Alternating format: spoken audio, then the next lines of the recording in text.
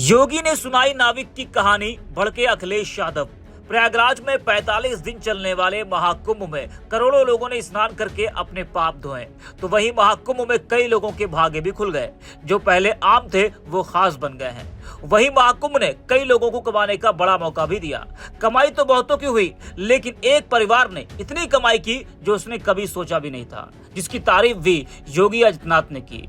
लेकिन उसके बारे में जो बड़ा सच सामने आया है उसे जानकर सुनकर सभी हैरान रह गए, जिसके बाद विपक्ष को योगी आदित्यनाथ पर हमला बोलने का एक बड़ा मौका मिल गया। जी हाँ, पहले बता दें कि कौन है वो जिसने महाकुंभ में 30 करोड़ की कमाई की। बता दें कि 45 दिन चलने वाले महाकुंभ में नाविक पिंटू मेहरा ने 130 नाव लगाई थी, जिससे उन्होंने 30 करोड़ की कमाई की है, जिससे परिवार में खुशी की लहर है।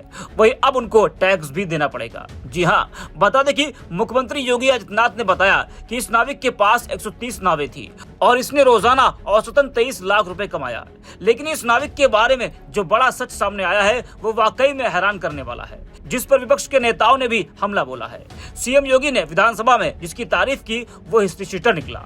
हत्या और गैंगस्टर एक्ट समेत 21 केस दर्ज हैं, जिसको लेकर सपा अध्यक्ष अखिलेश यादव का गुस्सा फूट पड़ा।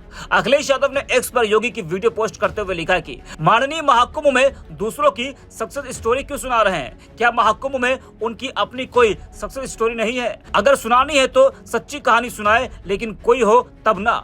पाताल खोजी पहले पता कर लिया करें, फिर महिमा मंडन क्या करें। पहले ठग से एमओयू कर लिया, अब नामजद के नाम की सदन में बंद आंखों से तारीफ कर दी। अब तो आंखें खोल लें। इन्हीं सब वजहों से ही भाजपा सरकार में अपराधियों के हौसले बुलंद है। इस समाचार की सच्चाई की पड़ताल हो। अगर सच में एक परिवार ने महाकुंभ में अकेले 30 करोड़ कमाए हैं तो जीएसटी कितना मिला ये भी तो बताएं।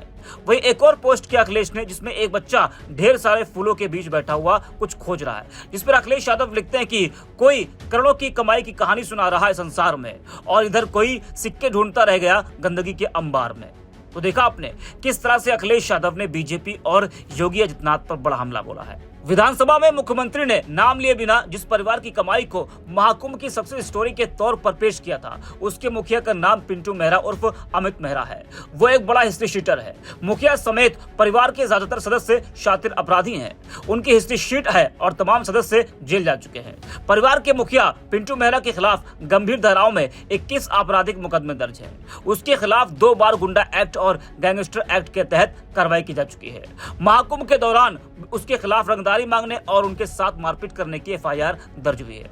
दबंगई और वर्चस्व की लड़ाई में परिवार के 5 सदस्यों की हत्या भी हो चुकी है। सीएम योगी आदित्यनाथ ने नाम लिए बिना जिस परिवार का जिक्र किया था उसकी छवि दबंगों और माफियाओं की है।